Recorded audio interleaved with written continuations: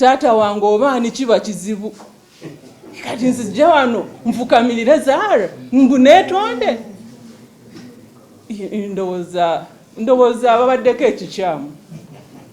Naye n'ekirala simanyi lwaki Zahara ne ba councillors obusungu babuteese ku State Executive Committee kubanga twabanyonyola bulungi n'ebiwandiiko byonna ne tubiraga mu council nga tuwandikira management etuleetere reports ezikwata ku kiteezi.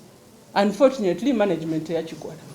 Kati mu kifo kya Zahara okuteekawo akazito konna ku technical team ekole report instead obusungu abulese kuseke.